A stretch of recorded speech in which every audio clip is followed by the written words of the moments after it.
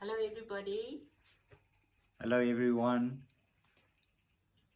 On previous occasions we talked on, or we said something on silence and nature, and another aspect that plays a huge part in our life and in our spirituality is creativity.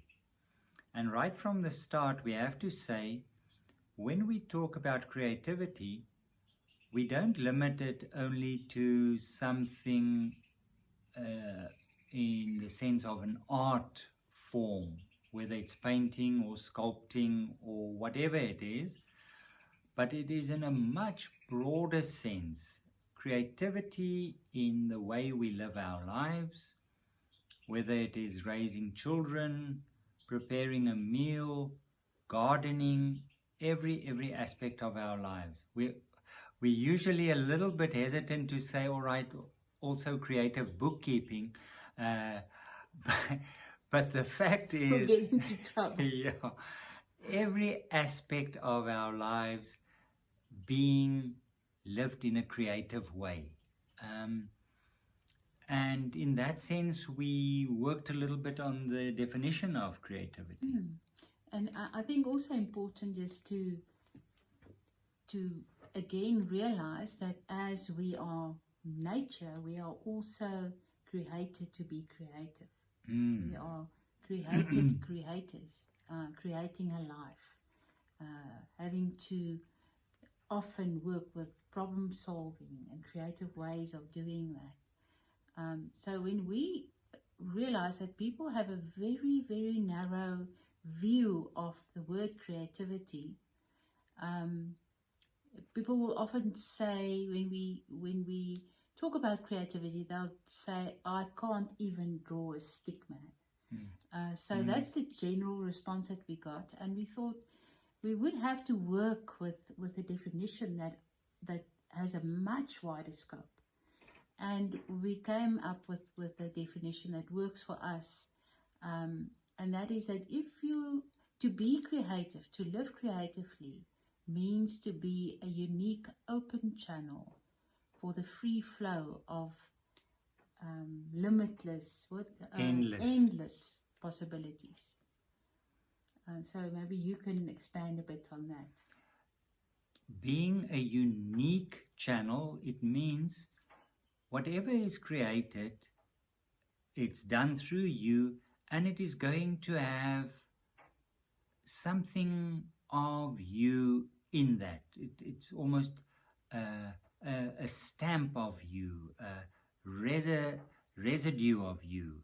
It's flowing through you, so there's something unique about you in this process. But it's an open channel, and it's a channel. So in other words, we are not the predominant creators. We are this channel for the God energy, the creative energy, to flow through that for endless possibilities flowing through that. So in other words, it's not limited to any preconceived idea. Anything can happen, and that's the exciting part about that. And the discovery that it also links to spirituality. Yes, I think very much so, especially in the sense of when we are too much in the way, either in our spiritual practices, sitting, meditating, becoming quiet, and your mind is constantly thinking up solutions to problems and issues, or whether you're working with a clay medium like I do, and I take a ball of clay and decide that it has to be a certain something and it has to have a certain look, and I almost force my idea onto the clay. There will be a very definite feeling of constriction almost to that piece. And being contrived. Yeah, it's so visible. While if I manage to let go, to open up, to be that open channel and allow the energy to flow through my hands and into the clay for it to become what it wants to become, even though I'm making a bowl, you know, it has a much more a feeling of authenticity, even though it might not be perfect, but there's a unique authenticity to it that's very tangible. And I think it's the same with living our lives. If we control everything, if we try to manipulate everything to the way that we see solutions to happen, then it has that same constriction to it. And the limited capabilities of our minds is so much of a block in having a life that's actually so adventurous and more open and creative, and stepping in God's creative field almost. It's as if everything is alive with God's creativity, and when we go against this stream with our ideas and so on, we miss this aliveness of everything around us.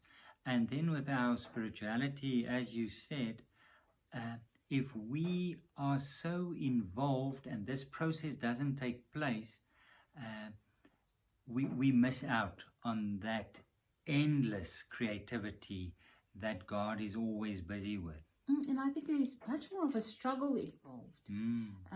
There's an amount of effortlessness in that letting go and allowing something to unfold, compared to having the solution or wanting your idea to be the solution and forcing it. I think that causes a lot of our suffering and our stress, is that we already think we have the solution to a problem and then trying to force that. While if we let something unfold, it's often a feeling, there might be a lot of work involved, but it has almost a feeling of effortlessness to it. While you were talking, I'm thinking of something that I heard once. They say if you want to make God laugh from his belly, is to tell him your plans. The fact of the matter is, it's so limited with our abilities and so on, and stepping into that creative field of God, things just open up. And we're not getting lost in the process. That's the beauty of it. It's not as if God is absorbing us and we are negated. That uniqueness remains. We love the quote by St. Augustine, where he says, without God we can't, and without us he won't. He wants to pull us into this process, and he wants to cooperate with us.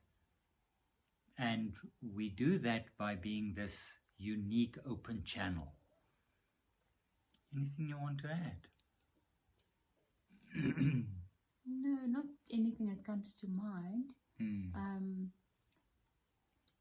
I think just really to emphasize that it doesn't have to do just with art forms, but that it does help to have something in your life that is creative, even if it's just to go outside and pick a couple of flowers and arrange them in a vase.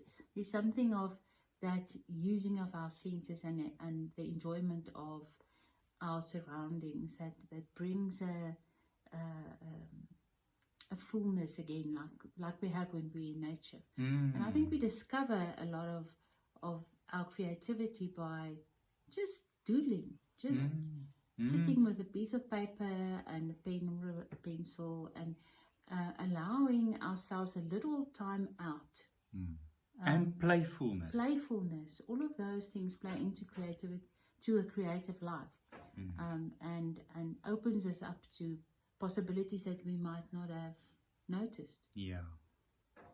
So what we are going to do today as a meditative practice is we're going to focus on Matilda's hands. She has a small ball of clay, and she's going to that, mold that into a little pinching bowl. Do you want to say more about the process? It's little piece of wedged clay that I have here, and I'm going to see where it wants to go. I'm not going to try and force it in any way, but it's very relaxing and it's calming as well. And often, just to get myself into that flow mindset, getting into the zone, like we call it, I would just sit with a piece of clay, sometimes even with my eyes closed, and just allow my hands to let the energy into the clay and see where it goes. So George is going to point the camera at my hands now, and it might be a bit shaky because our equipment is very basic. Yes, homegrown. We joke and say it is a very, very local production. Yes. Yeah. Here goes. But before we do that, at the end of the meditative practice, I'll just switch off the camera. But in the meantime, thank you for being in this conversation with you, giving us this opportunity. It's lovely. And thank you also for the feedback that we receive. We really enjoy it, and it also gives us themes for further conversations. Yeah, and enjoy this process with me. Keep well.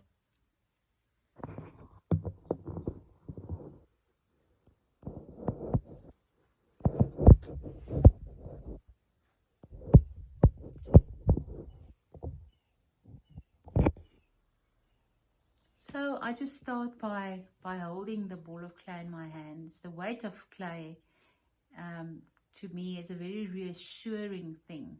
There's a sort of a stability to it, a grounding to it that I find makes me feel very safe and calm. So I just hold it a bit and feel the texture and the temperature. It takes on the temperature of my hands very quickly. And then I'll just sit with it and start pinching and see where it wants to go without forcing it in any way.